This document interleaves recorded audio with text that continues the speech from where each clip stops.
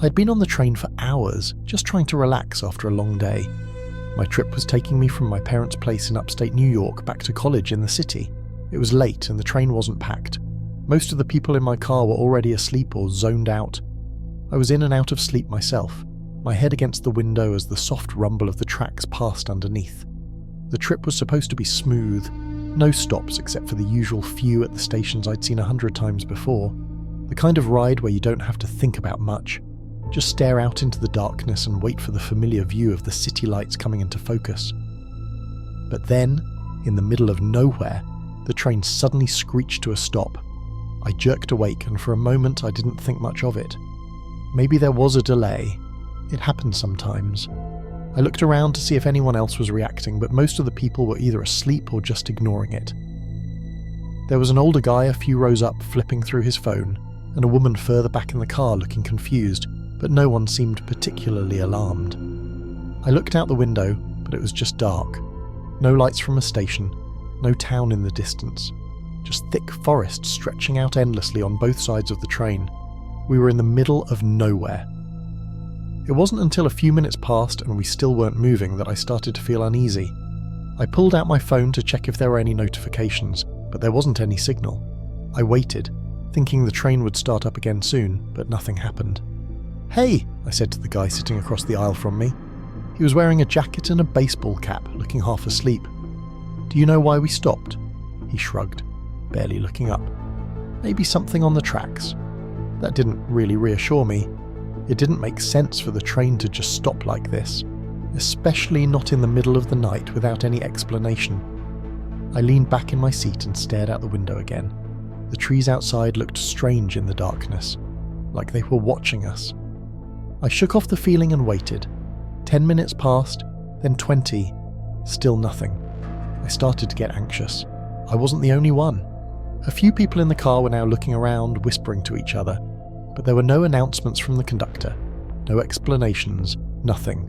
Just dead silence except for the occasional creak of the train. Then I saw something, out in the trees. At first I thought it was just my eyes playing tricks on me, but there was definitely something out there. A figure, standing just beyond the tree line.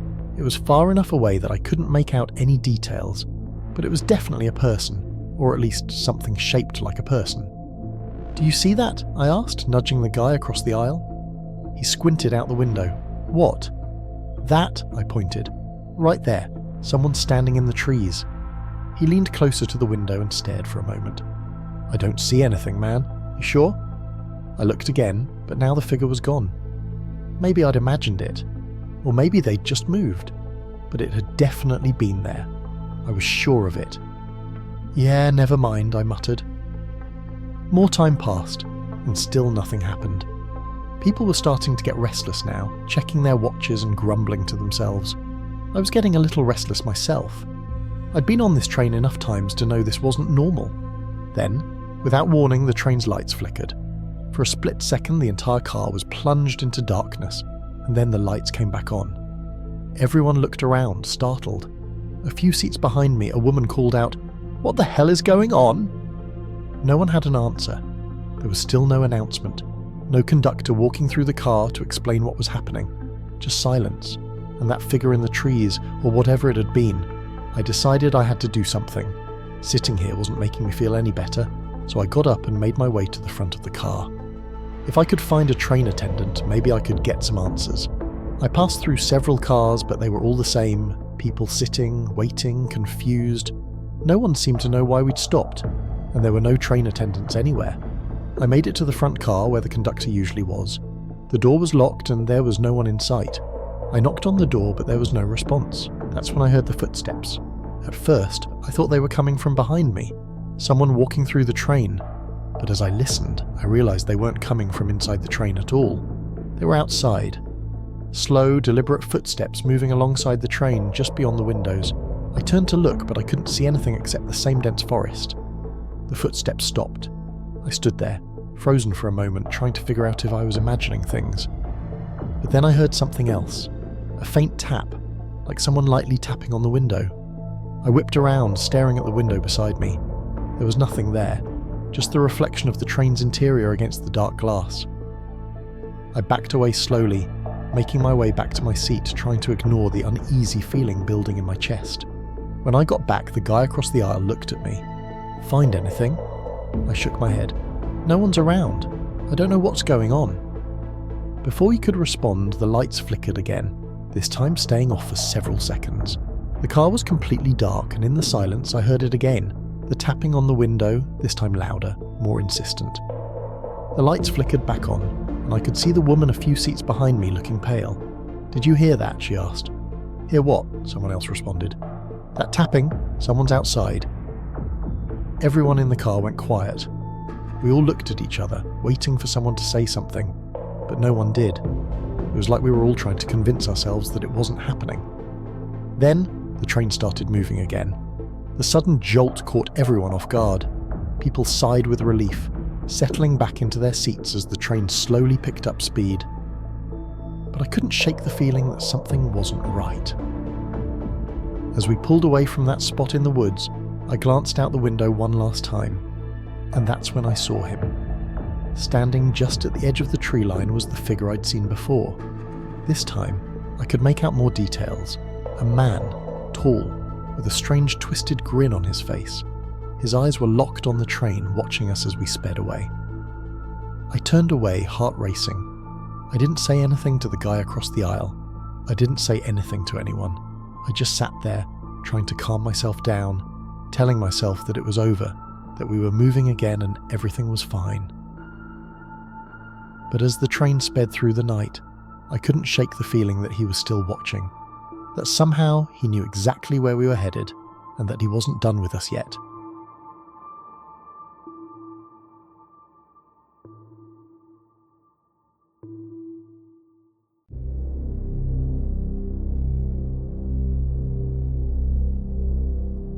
It was a late Thursday night, and I was on the overnight train from Boston to Albany. I had a work meeting early the next morning and figured this would be the easiest way to get there. I wasn't really excited about travelling at night, but I didn't have much choice. The train was quieter than I expected, only a few passengers here and there scattered across the cars. I settled into my seat, pulled my jacket over me like a blanket and stared out the window. The lights of the city faded fast, and soon there was nothing but the dark stretch of highway and occasional small towns we passed. I always found trains oddly comforting. The rhythmic sound of the wheels on the track, the gentle swaying, but something felt off tonight. It was around midnight when I first noticed her, a woman sitting across the aisle from me. She wasn't there when I first sat down, or maybe I just didn't notice. I'd been lost in my thoughts for a while, so it's possible she'd come in unnoticed. She had her head down, a hood pulled low over her face, and her hands were resting on her lap. She seemed pretty normal, just a late-night traveller like me. After a while, I closed my eyes, trying to get some sleep. The hum of the train was usually enough to knock me out, but not tonight. I kept tossing and turning in my seat, my mind too active to relax. After what felt like an hour of trying to sleep, I opened my eyes again and saw her still sitting there, in the same position, except now her lips were moving. She was talking quietly to herself, but I couldn't make out any of the words.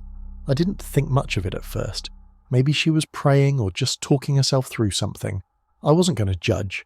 People do weird stuff when they're tired. I shifted in my seat, pulling my jacket tighter, but I couldn't stop looking at her. It was the way she was whispering, like she was repeating the same words over and over again. The longer I listened, the more it started to get under my skin. It was like a broken record. Her voice was just loud enough to catch my attention, but too quiet to understand. Trying to ignore it, I put in my headphones and leaned back. Music usually helped me block out the world, but even through the music I could hear her whispering. I don't know how, but her voice just cut through everything. It was like it was crawling into my head. I took my headphones out and glanced over at her. She was still whispering. Her hands hadn't moved, her head still down. That's when I noticed something even weirder. No one else was around. The other passengers who had been scattered throughout the car earlier were gone. I didn't hear anyone leave, and I definitely didn't see them get off at any stops. But now it was just me and her, in this mostly empty train car speeding through the night. I tried to calm myself down. There had to be a logical explanation. Maybe they had moved to another car, or maybe I had dozed off for a bit and didn't notice. I shifted in my seat, glancing around, but there was no one else. Just the woman and her whispering. Feeling more unsettled than I wanted to admit, I finally leaned forward and asked, "Hey, you all right?" I half expected her to ignore me, but she stopped whispering instantly. She didn't look up or respond, just silence. That should have been a relief, but it wasn't. The silence felt heavier than her whispering had. I sat back in my seat, staring at her, waiting for something, anything. But she didn't move. She didn't say anything. She just sat there, still as a statue. I was about to turn away, figuring I'd leave her alone, when she slowly lifted her head. Her eyes met mine, and for a moment, I froze. Her eyes were wide, unnaturally wide, like she hadn't blinked in a while. And then she whispered something directly to me. "You shouldn't be here." Her voice was so low, almost like it wasn't really her speaking. It was as if someone else was using her voice. I blinked, trying to make sense of it. "What?" I asked, my voice sounding a little too loud in the quiet train car. "You shouldn't be here," she repeated, louder this time, her eyes still locked onto mine. There was something in her stare that made me feel wrong. Like I wasn't supposed to be there, like this train wasn't taking me where I thought it was. I stood up, looking around, hoping to see another passenger or a conductor. But the car was empty, completely empty. The sound of the train moving on the tracks was the only thing I could hear. That and her breathing. She was still staring at me, her breath coming in slow, deliberate intervals. I needed to get out of this car. I grabbed my bag and moved toward the door that led to the next car. As I reached for the handle, the train lurched. Not like a normal lurch from going over a bump, but a hard jerk as if the train was stopping suddenly. I almost lost my balance and grabbed onto the nearby seat to steady myself. The train came to a full stop, but we weren't at a station. There were no lights outside, just darkness. I could hear the wind howling against the windows, but that was it. The train wasn't moving and we were somewhere in the middle of nowhere. Panic started to set in. I turned to the woman, but she was still sitting there, not moving, not whispering anymore, just staring at me with those wide, unsettling eyes. I didn't know what to do. Should I stay on the train? Should I try to find the conductor? Before I could make a decision, I heard something. It was faint at first, but it was getting louder. Footsteps. Someone was walking toward our car. Relief washed over me for a second. Maybe it was a conductor, someone who could explain what was going on. But the footsteps didn't sound right. They were too slow, too deliberate, like whoever was coming was taking their time. I looked toward the door at the far end of the car, waiting for whoever it was to enter. The door slowly slid open, and a man stepped in. He was tall, wearing a long coat that brushed the floor as he walked. I couldn't see his face in the dim light, but something about him felt wrong, like he didn't belong here. He stopped in the doorway, just standing there, not moving. I turned to the woman, but she was now sitting perfectly still, her head lowered again, as if she didn't even notice the man. My heart was racing. I didn't know what to do. The man took a step closer, and then another. I couldn't stay here. Without thinking, I pushed open the door to the next car and bolted through it, running down the aisle. I didn't care where I was going, I just needed to get away. I could hear the man's footsteps behind me, steady and unhurried. I made it to the next car, which was as empty as the last one, and slammed the door behind me. I was breathing hard, trying to calm myself down. But then I heard it again. The whispering. It was coming from all around me now, not just from the woman, but from the walls, the seats, the floor. "You shouldn't be here." The voice echoed in my head, growing louder and louder. I pressed my hands to my ears, trying to block it out, but it didn't help. It was like the train itself was whispering to me, telling me I didn't belong here. I had to get off this train. I rushed to the door at the end of the car, trying to open it, but it wouldn't budge. The train was still stopped, still in the middle of nowhere, and I was trapped. The whispers grew louder, almost deafening now, and the footsteps were getting closer. I turned around, looking for any way out, but there was nothing. Just the empty train, the dark outside, and the whispers. I pressed myself against the door, my heart pounding in my chest. And then, just as suddenly as it had stopped, the train started moving again. The whispers faded, the footsteps disappeared, and I was left standing there, alone in the quiet car. The train picked up speed, the familiar hum of the tracks returning. I stood there for what felt like forever, trying to make sense of what had just happened. Eventually I made my way back to my seat, but the woman was gone. There was no sign of her, or the man, or anyone else. The car was completely empty. I stayed awake for the rest of the trip, not daring to close my eyes again. When we finally pulled into Albany the next morning, I grabbed my bag and practically ran off the train. I don't know what happened that night, but I haven't taken a train since.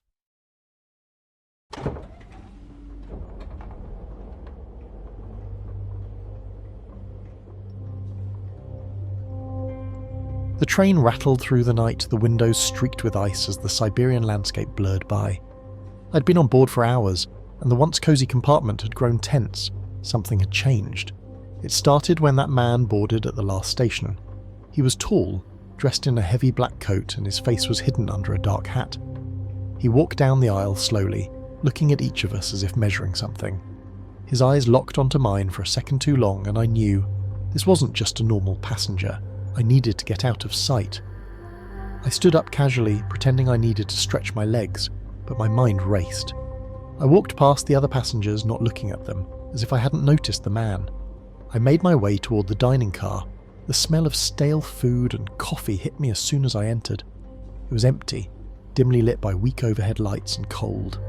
I scanned the room quickly, tables, chairs, the long bar with a few bottles behind it.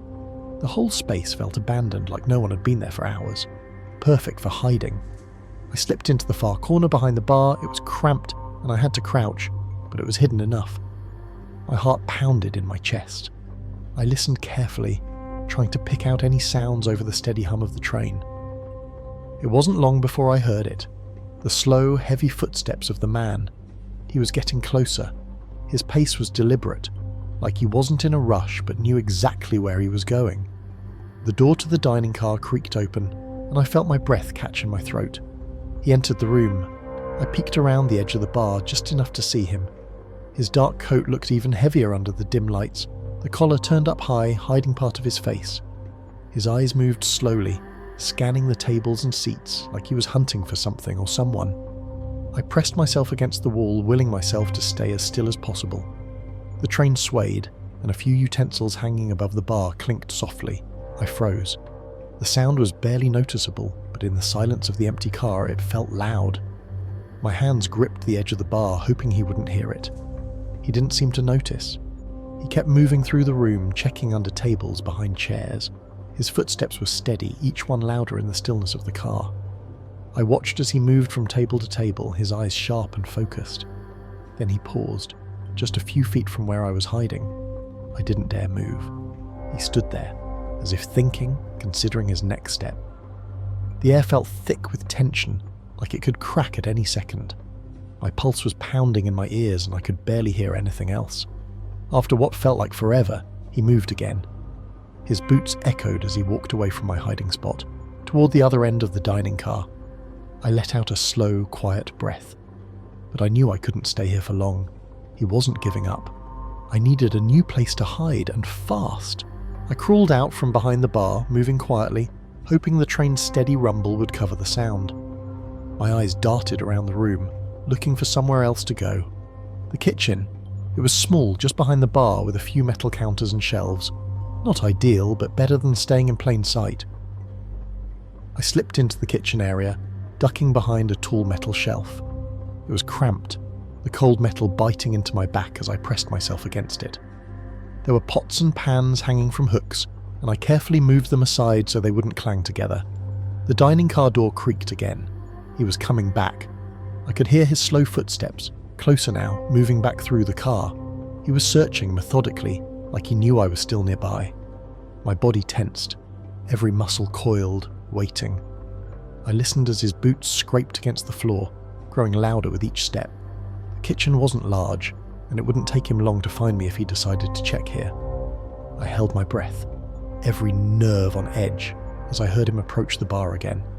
His coat brushed against the counter, and I could feel him moving on the other side of the wall. He was so close I could hear his breathing. Steady, calm, too calm. I had to move. Carefully, I slid out from behind the shelf and moved to the other side of the kitchen, keeping low. The train swayed again, and I used the motion to cover my footsteps as I slipped back into the dining car, creeping along the far wall. Just as I reached the door to the next car, I heard a noise that froze me in place, a chair scraping across the floor. I risked a glance back and saw him standing there, his head tilted slightly, listening. He knew I was close. I didn't wait. I pushed through the door into the narrow hallway between the cars, the freezing air biting at my face. The metal rumbled under my feet as I hurried to the next car, desperate to put some distance between us. My hands were shaking as I grabbed the handle of the next door, yanking it open. I stumbled into the sleeper car, rows of bunks lining the walls. It was darker here, quieter. Most of the passengers were asleep, or at least pretending to be. I needed to blend in, to disappear among the rows of tired travellers. I spotted an empty bunk near the back and slipped into it, pulling the curtain closed. My body felt heavy, my legs sore from crouching and running. I lay there, trying to control my breathing, listening for any sound of the man. The soft rhythm of the train filled the space, and for a moment I thought I might be safe. But then I heard it again, those slow, deliberate footsteps. He was in the sleeper car now. I peeked through the small gap in the curtain, my heart pounding in my chest. He was moving down the aisle, one bunk at a time, checking each one. I watched as he leaned into each compartment, peering inside, looking for something, or someone. My hands tightened into fists as he got closer, his shadow stretching down the aisle. The air felt suffocating in the small space, and I could barely think. Every nerve in my body screamed at me to run, to hide, but there was nowhere left to go. I was trapped. He stopped just outside my bunk. The curtain fluttered slightly as the train swayed, and I saw his hand reach out, slowly pulling the fabric aside. I could see his boots now, inches away from my face, and his coat, dark and heavy, filling the space. For a split second I thought it was over. I thought he had found me. But then, as if by some miracle, he hesitated. His hand dropped and he moved on to the next bunk. I didn't move. I stayed frozen, barely breathing, waiting until his footsteps faded into the distance. I didn't know where he was going or when he would be back, but for now, in the cold, cramped bunk, I had survived.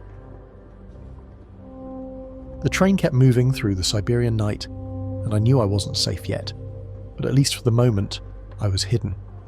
I stayed in the bunk, my whole body tense, trying to listen for any sound of him. The train rattled on, steady and loud, making it hard to hear anything beyond the soft snores of the sleeping passengers. My heart was still racing, my chest tight as I waited. Every creak of the train made me jump, expecting him to suddenly return. I didn't know how long I had been lying there when I heard it again. His footsteps. They were faint at first, but unmistakable. He was coming back. I panicked.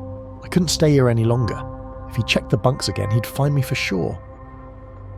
My mind raced as I tried to think of where to go. There wasn't much time. Carefully, I slid out of the bunk, making sure not to make any noise. The aisle was dark, and I crept along the floor, keeping low, moving toward the end of the car. The train jolted suddenly, throwing me off balance. I caught myself against the wall, but the movement had been enough. I heard a sharp intake of breath from the other end of the car. He had heard me. His footsteps quickened. I bolted for the door at the end of the car, throwing it open and stumbling into the freezing air between the train cars. The wind was sharp, biting against my skin, but I didn't care. I had to keep moving. I yanked open the door to the next car and hurried inside, my heart pounding in my ears. This car was different. It was quieter, darker, and empty. I looked around frantically, trying to find somewhere to hide. There was no time to think. I spotted a small door at the back of the car, a maintenance closet. I rushed over and pulled it open, slipping inside and shutting the door behind me as quietly as I could. I pressed my back against the cold metal wall, trying to steady my breathing. The space was cramped, filled with tools and cleaning supplies, but it was dark enough to hide me. I could hear the faint sound of the train beneath me, the rhythmic clacking of the wheels on the tracks. And then, through the door, I heard his footsteps again. He had followed me. He was in the car now, moving slowly, deliberately, just like before. I could picture him, scanning the empty seats, knowing I was close. My chest tightened and I squeezed my eyes shut, willing him to leave, to just walk away. But he didn't. I heard his footsteps coming closer. The air in the small closet felt too thin, too tight. I felt like I was suffocating, waiting for him to find me.